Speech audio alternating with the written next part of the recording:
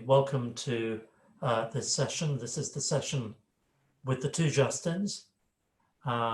We are a matching or almost matching pair. In this session, we have Justin Dolly. Justin Dolly is the Chief Security Officer of Source Labs. And carrying on the theme of security, the growth and adoption of the cloud has sometimes left security to be caught up with late, sometimes too late. And we've certainly had some examples of that in the UK banking sphere. So Justin Dolly, Chief Security Officer of Source Labs, is going to be talking about secure testing in the clouds and how banks are building trust and accelerating delivery. Over to you, Justin. Thanks very much, Justin, and thanks everybody. It's a pleasure to be here. It's my first appearance at this Financial Digital Forum, so I'm honored to be here. And I'm going to spend some time talking about, from my perspective, how testing is being leveraged in the cloud and how it's going to look going forward and various other things. I have some slides, so I'm going to go share them now, so we can all experience them together. Oops.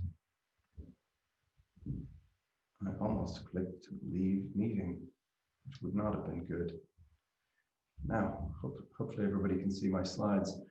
So I think it's always interesting, particularly in financial services for organizations as they go on their journey to the cloud. I think that there's a handful of companies worldwide that are 100% cloud. And those companies probably are relatively young and probably grew up in the cloud. But for most of the financial services industry in particular, which of course isn't a new industry, there are some disruptors in the space, but generally those organizations are many decades old. And so the journey to the cloud is still a journey that we're all undergoing together. And of course, there's a lot of trade-offs. There's economics, I think, has been sorted out. Everybody understands the economics of moving to the cloud and some of the savings that you can make. But there are some offsets, there's some risk, and there's some security and privacy trade-offs that need to be made and made eyes wide open. And so it's a very interesting space for me to work in and to help customers and prospects on their journey to the cloud by strengthening their trust in cloud-based systems and being transparent about the things that we do all day, every day, to make sure that it continues to be a positive experience and a safe one. So what am I doing here talking about testing? We are, after all, QA is in the title of the forum. Well, I've been running leading security at public and private companies for more than 20 years. And what that means is that makes me an experienced tester. Excuse me. Reasons being that the sort of the raison d'etre of a security professional is to test things. We very rarely make assumptions. We sort of test and test and test and test and make sure that things are supposed to do what they're supposed to be doing. And they fail in the ways they're supposed to fail, and they work in the ways they're supposed to work. And so, I find that testing and security, or QA and security, are bedfellows in many ways, and not just because in the old waterfall way of doing things, we were all the way at the end in the last 2 weeks before launch. We had to do our work quickly and try and find out what we need to find out and fix what we need to fix before we launch. So we're kindred spirits, if you like. So the things that we're going to cover today are areas of focus, if you like. The measures that financial firms have taken and in an attempt to build trust in cloud-based testing. I still think we're on a journey there, as I said a little bit earlier. I'm going to talk about our journey with one of our customers, our largest customer, in fact, but a customer we've had for a few years now. And I'm going to talk about what it looked like in the beginning, and then how we sort of grew and developed this relationship and this confidence in one another, so that this customer of ours could really begin to benefit from huge improvements in their testing.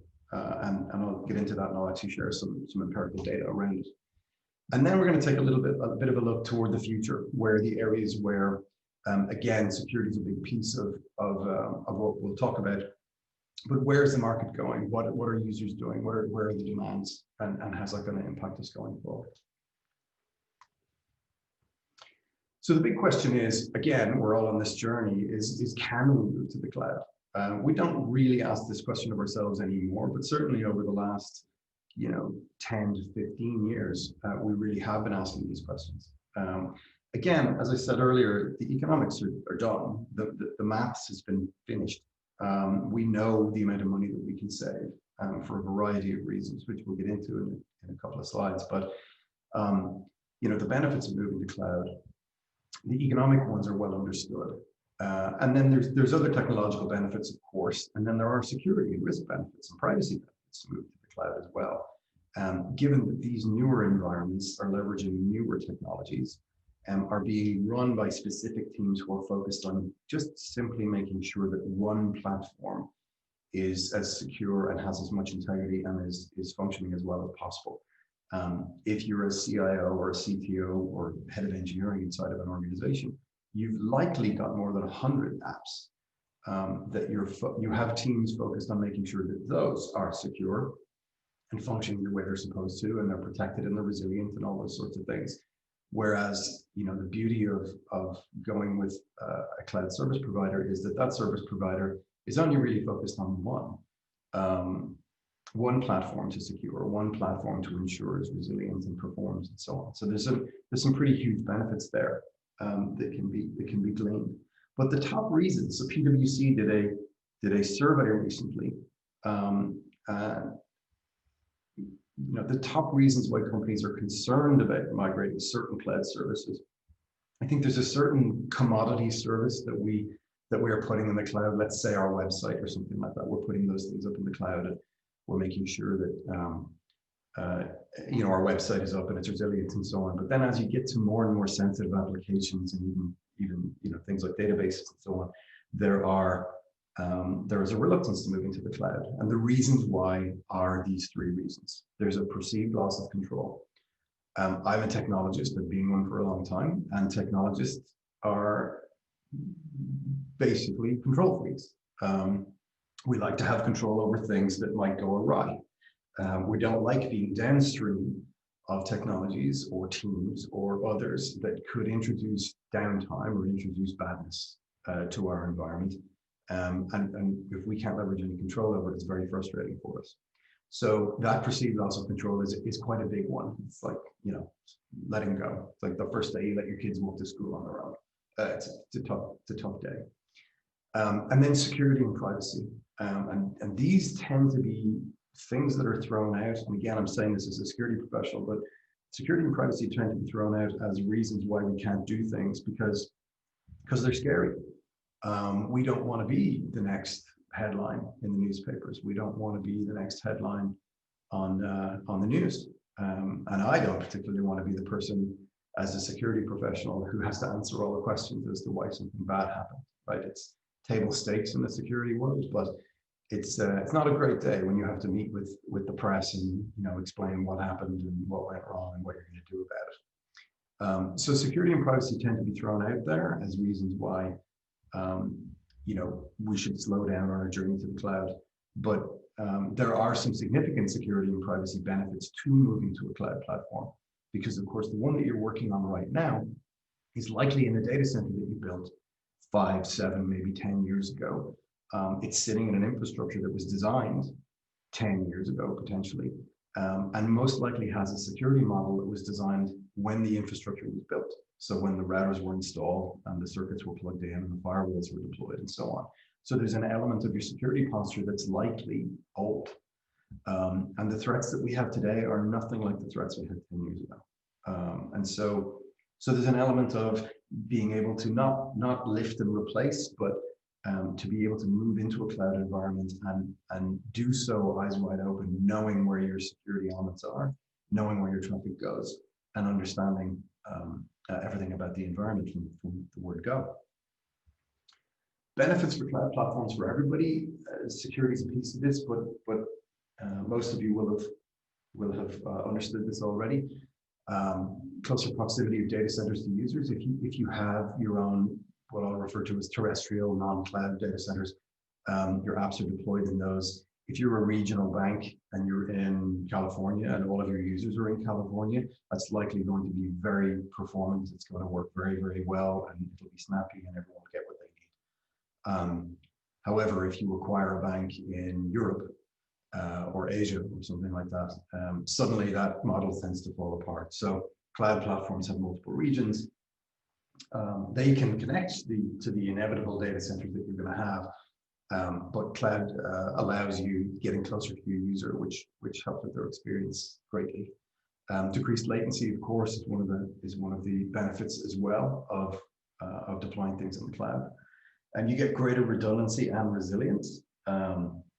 Multiple cloud environments leveraging modern technologies that fail fast and fail over fast, which is not something that we've been able to do inside of our own data centers unless you spend tremendous amounts of money having warm or hot backup sites, which is basically 2x all of your expenses, which in this day and age is just undoable. Response time expectations by users, I think, as we've been using SaaS for the last 20 years, there's been a certain amount of latency built in to the clients that we use, to the apps that we use on our phones, to the browser. And the interaction between what's deployed in the cloud and the browser. It used to be with client-server apps, there wasn't an awful lot of latency built in or understood. It either had to be snappy or it didn't work. Those of us who are old enough can remember times when our client would time out. We don't get an awful lot of timeouts anymore because of the latency that's been built in. So that's expected, and it's just a part of how we work. And then we have the security benefits. A single integration point for all of you. So if you want to leverage a cloud platform, you access an API, you subscribe to it, and that's it, you're done. You don't have to connect to each and every one of the data centers that might be on the back end. So there's a quite simple and a single integration point or an aggregation point for you to be able to interact with a cloud platform. Automation is paramount in the cloud. So in order to be efficient, in order to work well and perform well, less humans, the better. Excuse me.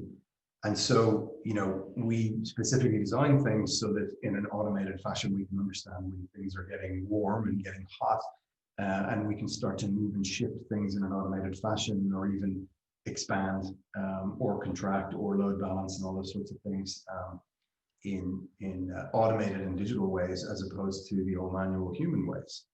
Don't get me wrong, the manual humans are not going anywhere, and some of their decision making is of paramount importance to make sure that things continue to perform. But automation really does help from a performance perspective. You get up-to-date security controls. If you have a cloud provider and they've followed compliance initiatives and they're doing all the right things and they've made it through your vendor risk management process, you'll understand that they have a patching process, and they're using modern software, and they have thought about security, and they have controls in place around which users can do what inside of their environment, what their administrators are permitted to do, and where your data, if your data is involved, might be and who might have access to it, and various other things. Those things can get stagnant inside of your own organizations to a certain extent. And then you get up to date things like encryption and software.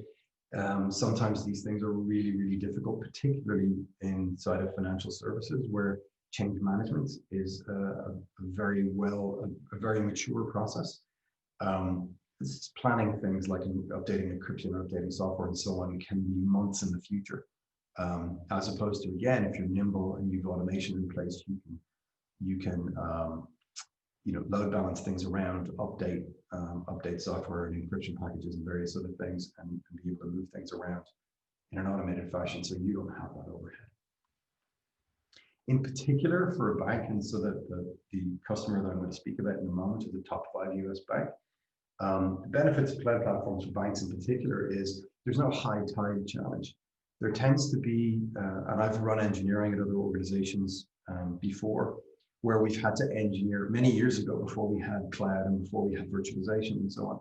You had to engineer for that high tide, whatever the busiest time of the year was. And in financial services, there are specific busy times, times where payroll occurs, times where taxes are due, various other high tide events. And in the past, you would have had to engineer for high tide and deal with those high volumes.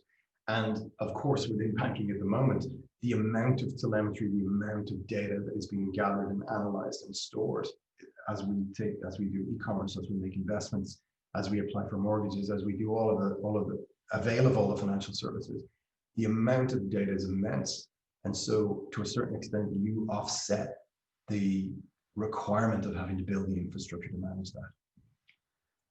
You get to innovate faster, as opposed to inside your own environment. If you built the environment for, let's say, for testing, it might be one of those things where you have to book that environment so that your team can do your testing, as opposed to another team doing their testing, because it can't be used in parallel.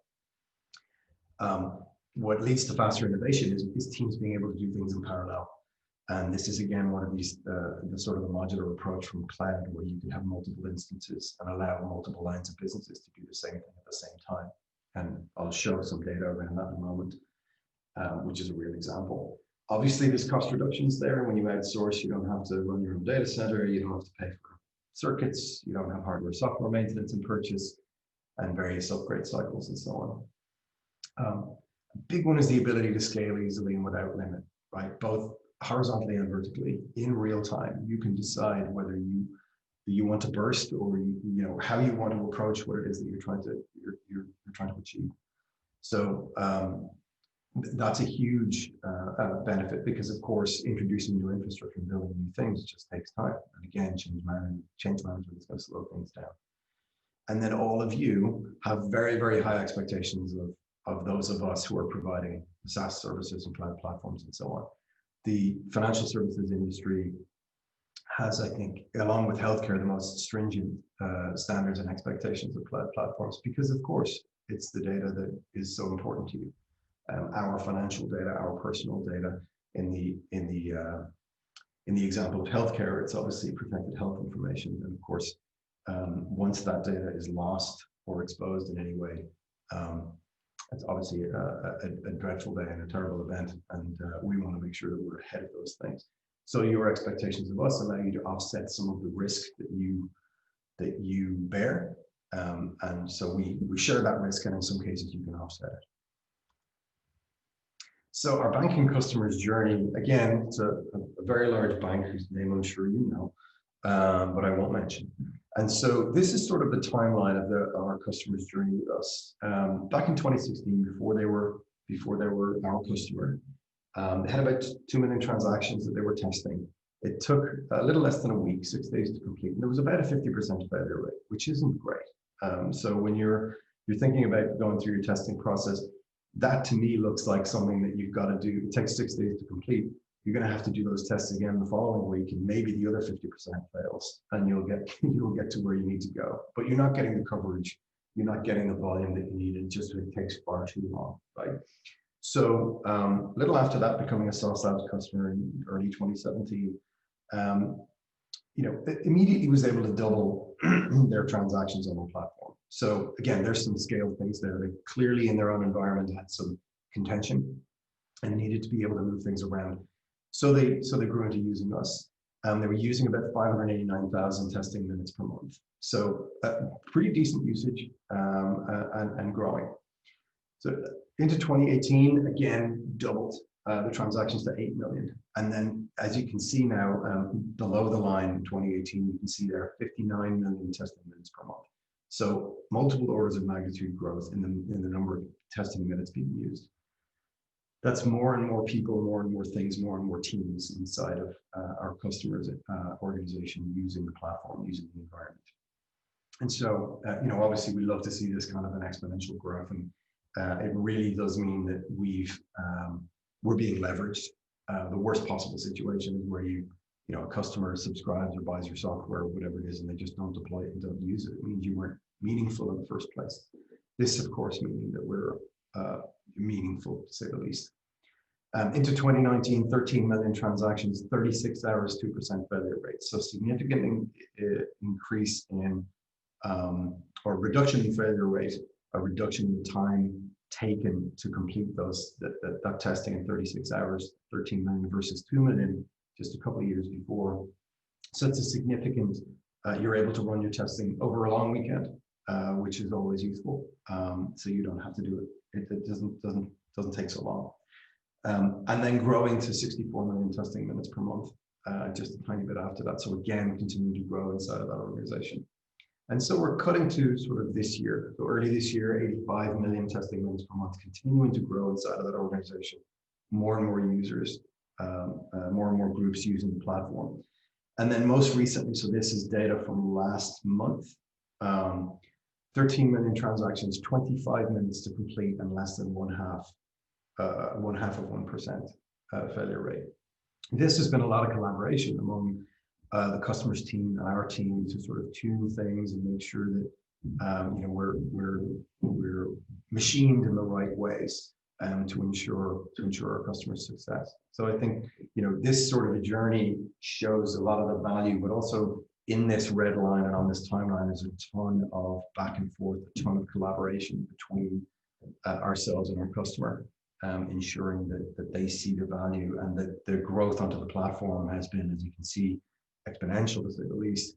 But this growth is impossible if their confidence is not in the cloud, if their confidence isn't in the technology and the value they're getting from it, and that everything that's occurring has security wrapped around it. They're currently our largest customer, and they challenged us in many, many ways to accelerate our maturity from a capacity perspective, from a security perspective, and a scale, both hardware and virtual perspective. We've made a lot of changes based on what we've learned. And the beauty of going through these motions means that all of our other customers get to benefit from the things that we've learned from this customer. Not everybody tests in the same way, but the things that we were challenged to do are there for everybody to consume and to get the value out of it. From a security perspective, obviously it's banking. In the very, very beginning, they forced us to build specific connectivity for them. They even shipped us some hardware because of the nervousness around, well, I don't know about dropping a tunnel in your environment, or because of course, the testing of what they're doing is inside their own company, behind their own firewall. And so our testing platform needs to be able to reach in behind their firewall. That is a trust relationship that has to be built in order to allow that. And that's something that we continue to build on to this day. We've gone through compliance initiatives and even internal compliance on behalf of our customer. They hold us to a very high standard. And so we work with them very, very closely to deepen that relationship. And we continue to work on an ongoing basis with their risk team and their technical teams and others throughout the organization to make sure the value is seen. Just take a minute to talk about future trends. And we are doing a QA roundtable in about 45 minutes. And the illustrious Amir Rosenberg, who's a leader in our product team, is going to be joining me for that. And we'll talk more about future trends in the industry. But digital dominance is really, the shift to mobile is undeniable. Specifically from a financial services perspective, I haven't been in a bank branch for a very long time. It's been years. And in this COVID world where we don't really use an awful lot of cash, certainly not here in the US where I'm based, I haven't been to an ATM in a really long time. So what that means is I'm doing all of my banking online. And I can tell you all that I don't open browsers and browse to the front page of the website and log in. I don't do that anymore. All of my banking and financial services, investments, and various other things are done via mobile apps. And it's because I want the data to come to me and I don't want to have to go get the data. It may sound lazy to me, but that's just the user I am, I suppose. So mobile is not going to slow down. It's just going to continue to grow. And so I think to a certain extent, browser testing will become less of a focus and mobile is going to become more of a focus.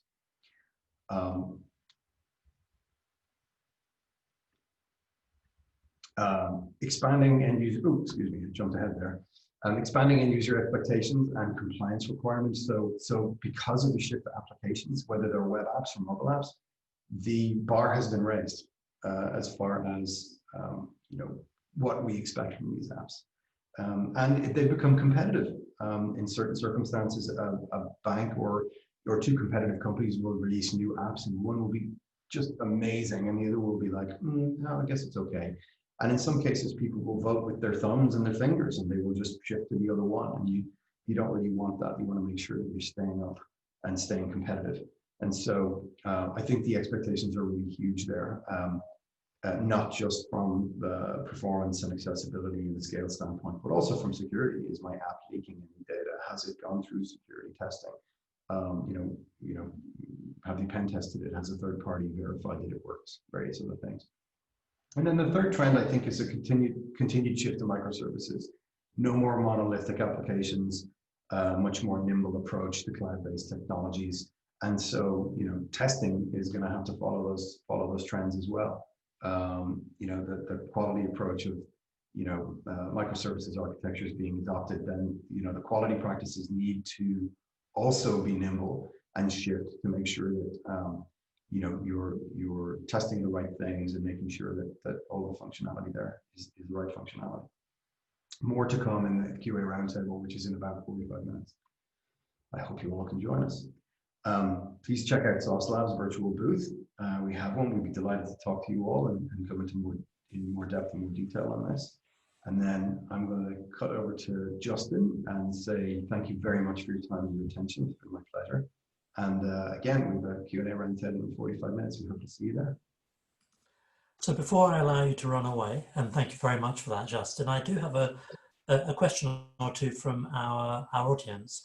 Sudhakar has asked, how do you insulate customers from VMware escapes and the like? Such as a host escape to provide security on the deployed code? Well, great question.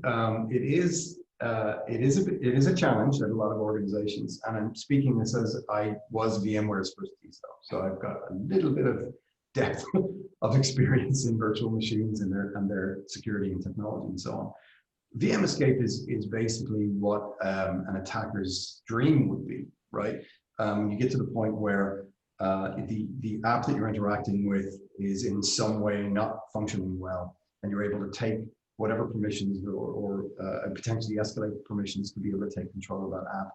And then if you're able to make the app break out of its context. So it really depends on how you have, I guess your question, how you've insulated your users from one another. One of the things that we do is, because we're a testing environment, all of our testing environments are ephemeral. So when you come to Sauce Labs and you want to do browser testing and you want to do mobile testing and various other things, you want to emulate and simulate different devices and so on, we spin those environments up super, super fast for you, and they're for you. So you do your battery tests and all that kind of stuff, and then the moment that you're done, it all poof, it's all gone. It's all completely gone. So it doesn't live on after you've done your thing or anything like that, thereby removing any artifacts that might be created and all that kind of stuff. We do spend an awful lot of time and energy making sure that our virtualization environment is locked down. We pen test ourselves all the time, including using third parties. So it is a big area of concern. It's not the only area of concern. There's lots of other areas in cloud that can be abused to escape from the environment, and in some cases get to the underlying hardware. But that is something that we focus a lot of time and energy on, and we test it ongoing. In fact, we have some automated test processes that look for just that. So big area of concern. You're absolutely right. It's a great question to ask when you're talking to cloud providers.